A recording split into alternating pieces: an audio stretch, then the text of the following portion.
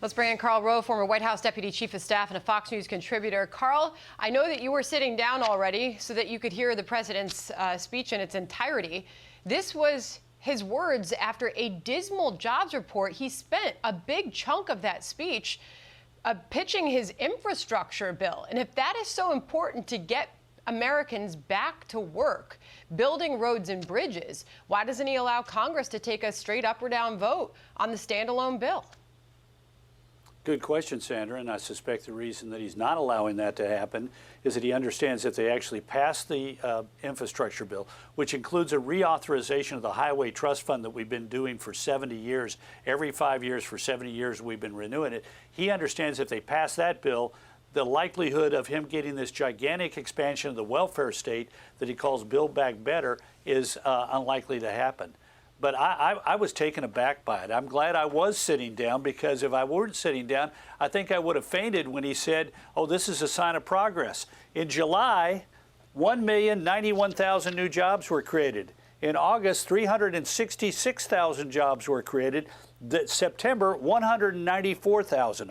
Only in Joe Biden's sort of alternative world is this a sign of progress. Think about this, too. I mean, we have to admit there were 317,000 jobs in the private sector, offset by losses in the government sector in September. But that ain't progress. And let's remember this. There are 5 million fewer jobs. That is to say, 5 million fewer Americans working today than there were in February of 2020. And if we're coming back at 194,000 jobs a month, you do the math. How long is it going to take us to get back to where we were before COVID hit? And it's just astonishing to me. Which is why the president, obviously, he chose to focus on the drop in the headline unemployment rate to 4.8%.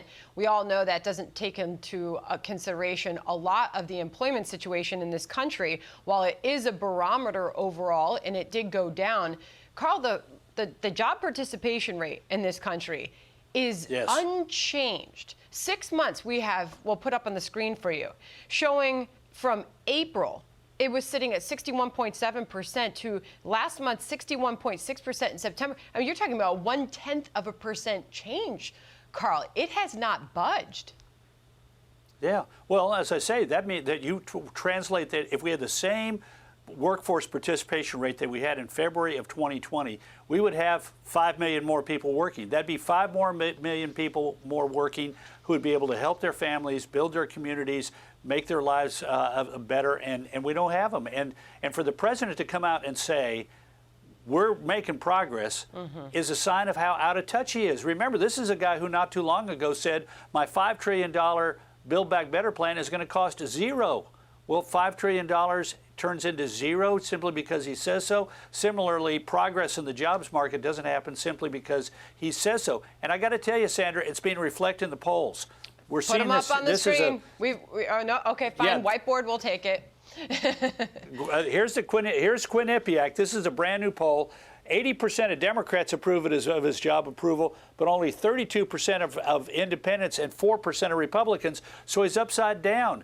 And for him, politically, it's a big problem when on the issue of COVID, the economy, 82% approval among Democrats, but the independents are 33% and the Republicans are 3%. When the independents begin to look more like Republicans than they do Democrats, it's a problem for the sitting Democratic president. And on all the issues, economy, foreign policy, taxes, and the border, the president is in bad shape with the American people, and particularly losing support among independents, whom he needs to keep both for his own purposes and for his party's purposes in 2022. The growing disapproval among independents that you point out has to be catching the eye of this White House. We'll sort of put it all together when we put this up on the screen. The same Quinnipiac poll showing the economic approval rating of this president sinking to an all-time low 39%. You pointed out taxes as well, Karl, and how he was polling in that Quinnipiac poll on his approval rating on taxes to also the lowest of his presidency, 37%. What's the White House going to do about this? I mean, Karl, you've been within those walls when you try to manage the messaging when things get this bad.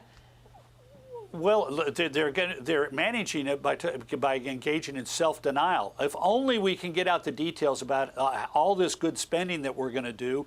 If we can only get that out, the American people are going to feel better and will be rewarded.